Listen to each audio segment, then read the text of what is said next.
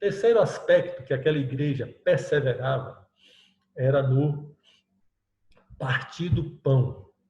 Antes da leitura de 1 Pedro 4:10, eu já peço 4, 10 e 11, eu já peço que o próximo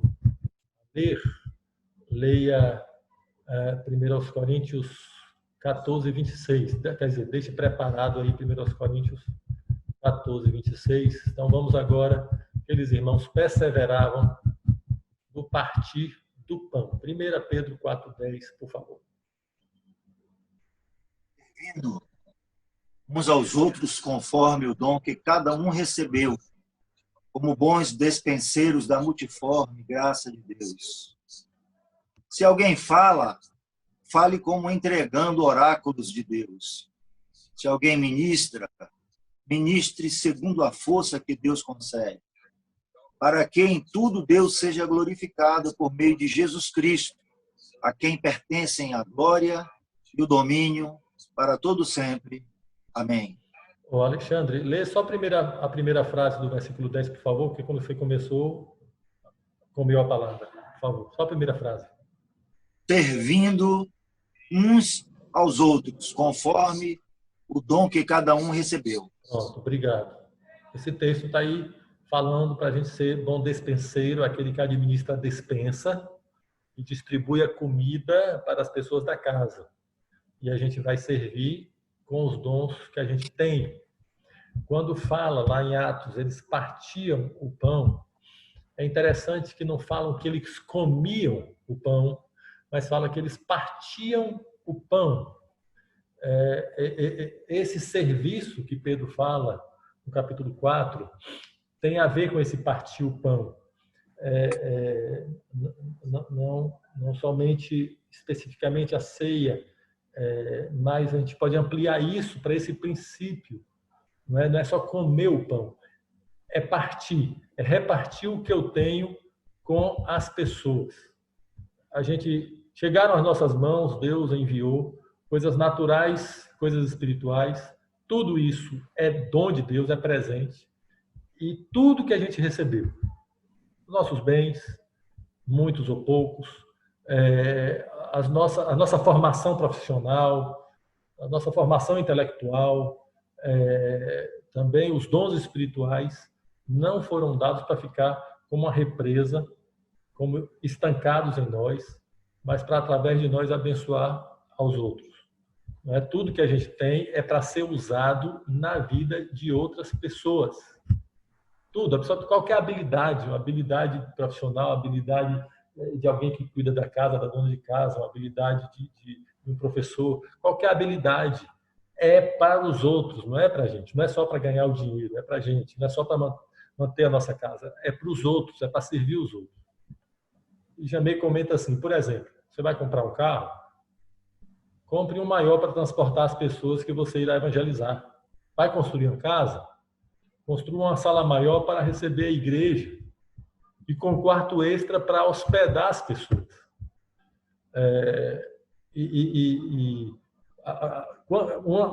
Dos textos que Jesus fala da sua volta, uma das parábolas, ele conclui dizendo que é assim que o Senhor, quando voltar, quer nos encontrar alimentando outras pessoas. Nesse período agora da pandemia, todo mundo está falando muito da volta de Jesus, e a volta de Jesus quando Jesus fala, não tem muito a ver com o tempo, tem a ver com o como ele virá e como ele vai nos encontrar. E o como ele vai nos encontrar tem a ver com santidade, com fé, e tem a ver com serviço, não é? que é servindo aos conservos. Ele comenta que esse partir o pão é diferente de comer o pão. Quando a gente parte o pão, a gente está automaticamente pensando em alguém. Partir o pão para eu comer, partir o pão para dar. Então, necessariamente aqui alguém vai participar desse negócio. A gente gosta muito de sentar e comer, mas a gente precisa gostar mais de partir o pão. Isso fala de dar aquilo que temos, de suprir aos outros. Nenhum bem que está em nossas mãos sob os nossos cuidados, foi dado por Deus para o nosso próprio prazer. Sempre é para repartir. Sempre. Né? Da mesma forma que os outros temas de perseverar, eu quero trazer aqui alguns aspectos práticos do partir o pão. Quem foi que ficou de... Aliás, não, Alexandre já leu 1 Pedro 4, 10 e 11. Esse aí, não é servindo uns aos outros, cada um com o dom que recebeu, como bom despenseiros, e aí depois quem faz isso, faça de tal forma. Tá? Então, nesse aspecto do partir o pão, primeiro ponto, vamos servir aos irmãos com os dons espirituais e naturais que recebemos. Se a gente tem recebido dons presentes, naturais e espirituais, não é para a gente dizer que tem, é para servir. Ele comenta que o único dom que é para consumo pessoal é o da variedade de línguas, porque é para edificação própria. Mas isso não significa que ele não é importante, ele é importante, mas é o único que é para consumo pessoal. Todos os outros é para servir as pessoas. Eu queria aqui, nesse ponto, chamar a atenção de ocasiões para a gente servir as pessoas. Tá? Em primeiro lugar, em todo tempo e a todos os irmãos. A gente está sempre atento para a necessidade dos irmãos, independente de reunião, independente de grupo, independente de qualquer coisa. Sempre atento às necessidades dos irmãos e também à voz de Deus. Né? Assim, tantas experiências, né? Pessoas que se tiram assim, lembrou de alguém, sentiu uma vontade de mandar um dinheiro para aquela pessoa, mandou e a pessoa estava lá precisando realmente. Né? Então, ficar sensível para a voz de Deus.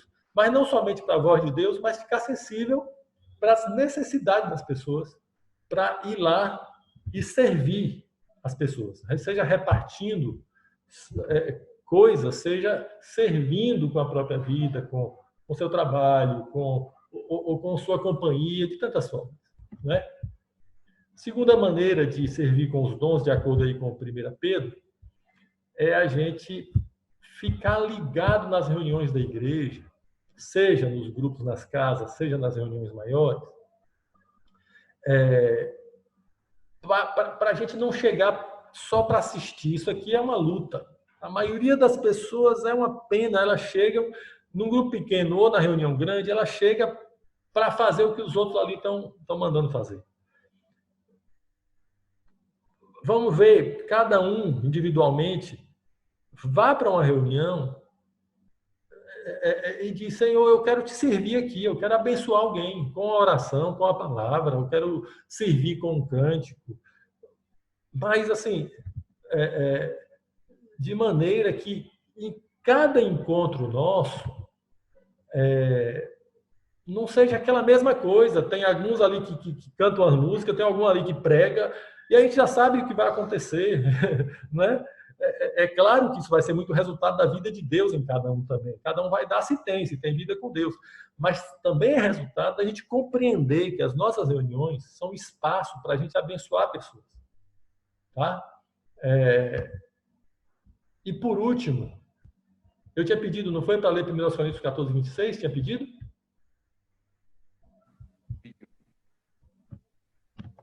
Que fazer, pois, irmãos? Quando vos reunis, um tem salmo, outro doutrina, este traz revelação, aquele outra língua, e ainda outro interpretação. Seja tudo feito para edificação. Era a vida dos irmãos em Corinto. Aquela igreja de Corinto era uma igreja cheia de problemas, não é? Mas entre as coisas boas que ela tinha é que ela era abundante em dons espirituais. E eu não gosto muito de tratar esse assunto pregando: irmãos, vamos buscar, tem que buscar. Paulo diz que tem que buscar. Mas eu gosto de dizer no sentido de que todos nós aqui temos os dons. Tem duas posturas que ajudam nisso. A primeira postura, claro, é uma postura de vida com Deus, não é? Vida diária com Deus. E aí, quando a gente se reúne, a pessoa tem o que levar. A segunda postura é uma postura disso, eu não vou para uma reunião para assistir.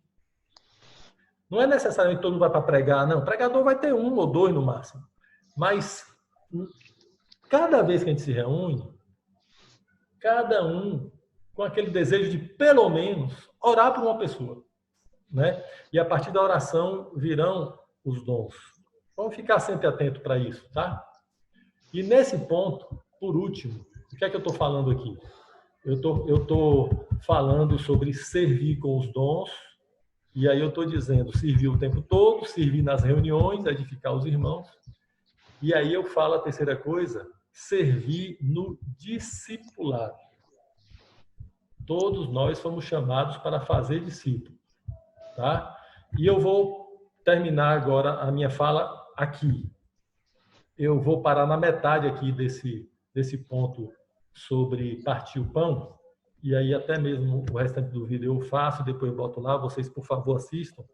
Eu vou botar assim, parte 1 e parte 2. Então, quem não for ouvir tudo de novo, começa da parte 2, tá? Mas eu queria fazer uma aplicação aqui, nesse ponto que eu estou falando, no serviço do discipulado, tá? Porque no discipulado é que a gente encontra a maneira mais fácil de serviço. Porque Jesus mandou fazer discípulos. E ele não mandou que dos 12 apóstolos apenas a metade fizesse discípulos. Todos iam fazer. E segundo, porque todos os dons, eles vão encontrar um caminho de operação no discipulado, porque são pessoas que estão mais perto de mim. A igreja não está presa no discipulado. Não está, e nem pode estar. Aquele é meu discípulo, ele só fala comigo. Não existe isso. Isso é um absurdo. A igreja é uns aos outros. Entretanto, no discipulado, nós encontramos uma estrutura viva que permite o serviço de todos os santos de maneira mais fácil, mais prática. E aí eu coloco um asterisco aqui no material de estudo com um comentário para a gente desenvolver isso no grupo, quando você trabalhar isso aí. Tá? É um desafio, porque mexe um pouco conosco, que somos os pastores. Quando eu estou falando os pastores aqui, não só os presbíteros, todos nós estamos cuidando de pessoas. Não sei se vocês estão acompanhando aí, todos estão lendo, mas se não estiverem, depois vocês vão ler lá. O que eu estou colocando aqui sobre o discipulado é o seguinte, que nesse momento do estudo é uma boa oportunidade para verificar no seu grupo quantos estão servindo ao cuidar de alguém.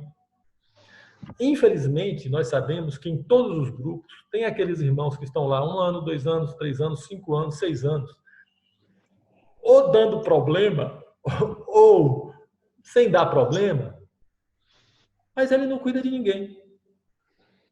Nós sabemos disso, não é?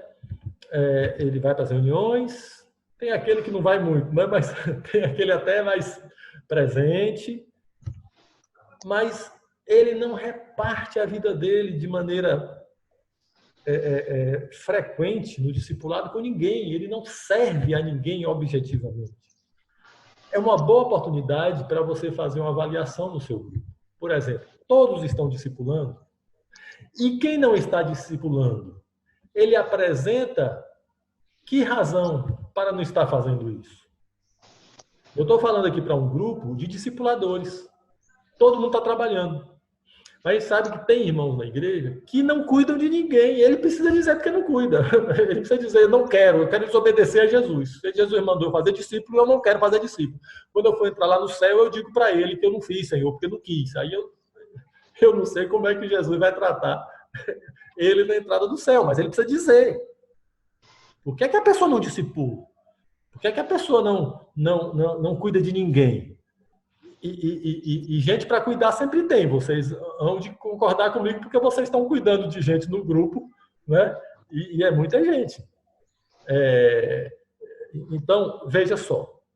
Deixa eu fazer uma observação aqui, que existem pessoas que têm mais facilidade, por causa dos dons que recebeu, mais facilidade de discipular, de cuidar, entendeu? Isso é uma coisa. E tem pessoas que têm menos facilidade. Não importa. Uma pessoa com mais facilidade, ela vai fazer algumas coisas com mais rapidez, ela vai cuidar de 3, 4, 5, 6, 10 pessoas. Mas a pessoa não cuida de ninguém. De um. Pode ser que ela não seja um discipulador, aquele discipulador maravilhoso, mas alguém que ela visite. A gente tem pessoas doentes na igreja, a gente tem pessoas idosas na igreja. Ou não tem? Né? Porque esse negócio de ficar falando assim, a gente não ouve vocês falarem, mas vocês têm pessoas que precisam ser visitadas. Tem pessoas que precisam ser cuidadas. Não é? Será que esse irmão não pode adotar uma pessoa para cuidar desse irmão? Às vezes é um idoso, às vezes é um irmão doente, não é? Então, não estou falando aqui uma coisa que a gente vai nivelar todo mundo igual, porque não é, os dons são diferentes. Tem um que discipula com mais facilidade, discipula mais pessoas, outro discipula menos pessoas. Um é mais evangelista, inclusive, né? Pronto, vamos estar atentos. Mas o que eu estou falando aqui é serviço. Servir alguém, pelo menos. Tá? Então, é um bom momento, e aqui eu estou falando isso, não é para no dia que estudar isso, vocês darem bronca nos irmãos, não, viu? Não é, tá certo? Não é para dar bronca, não é para dar bota dedo na cara, é para conversar com os irmãos. Irmãos, qual é o teu serviço na igreja? Né? Com relação a cuidar de pessoas. Você cuida de quem? E aí você vai ajudar essa pessoa a cuidar de alguém do seu grupo. Tá? Será que no grupo tem alguém sobrecarregado com muitos discípulos, enquanto há outros que não cuidam de ninguém? Por exemplo, eu sei de grupos que um líder discipula todo mundo. Sobrecarregado. Tem alguma coisa errada aí. Né? Então, a gente precisa separar alguns desses que a gente discipula, conversar com eles e dizer, olha, eu não estou discipulando você para você ficar bonitinho, santinho, não. Eu estou discipulando você para você cuidar de outros. Tá? Há irmãos no grupo sem acompanhamento, sem ter alguém que lhe discipule, lhe acompanhe de maneira mais individual. Não é? Então, eu vou parar por aqui, porque eu quero deixar isso como a conclusão aqui dessa nossa fala. Eu vou gravar o restante desse ponto do Partir do Pão e soltar para vocês, e também o último ponto, que é perseverar na oração.